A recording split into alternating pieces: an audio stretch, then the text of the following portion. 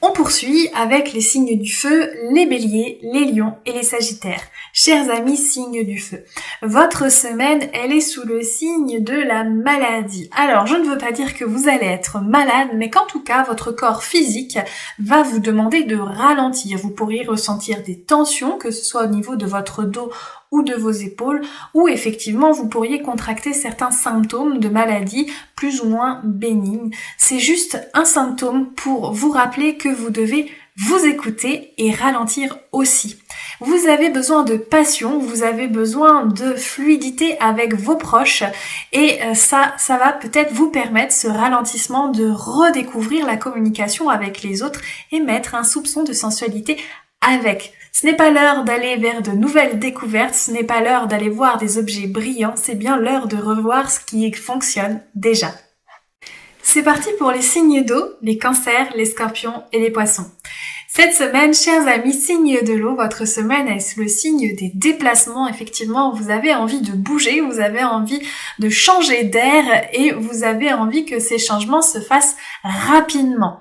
Vous avez aussi cette capacité à mettre en œuvre les choses facilement. Aussi, vous allez être des bêtes de travail cette semaine. Vous n'allez pas avoir froid aux yeux pour pouvoir déplacer les montagnes et peut-être que des choses qui vous challengeaient depuis un certain temps, vous allez enfin les mettre en place. Vous savez, toute cette pile de to-do list que vous avez, eh bien, vous allez enfin avancer dans celle-ci. Par ailleurs, ce ne sera pas votre semaine de chance.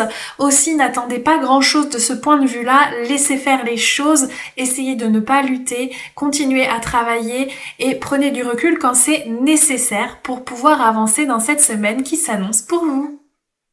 C'est au tour des signes de la Terre, les taureaux, les vierges et les capricornes.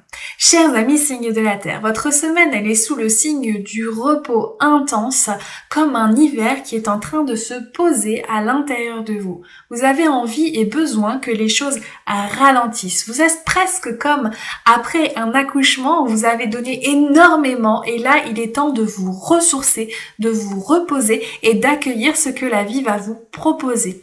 Aussi, évitez de mettre trop de choses dans votre to-do list actuelle parce qu'il est vraiment temps pour vous de recharger vos batteries et parce que vous n'êtes pas dans une énergie du tout de printemps, c'est-à-dire que c'est pas le moment de mettre de nouveaux projets en place, vous pouvez y réfléchir mais ne pas passer à l'action. Aujourd'hui, vous êtes à un moment où il est temps de vous écouter, de vous reposer, de construire à l'intérieur de vous, mais pas encore de matérialiser ce qui vous trotte dans la tête. C'est parti pour les signes de l'air, il s'agit ici des Gémeaux, des Balances et des Verseaux. Cette semaine, chers amis, signe de l'air, votre semaine, elle est sous le signe des choses qui déménagent. Il y a un vent de changement fort et puissant qui vont vous faire passer d'une chose à une autre de manière assez rapide, un peu comme une fracture. Ça va être vraiment une certaine une différence vraiment notable par rapport à avant. Il y aura vraiment cette histoire de avant et après.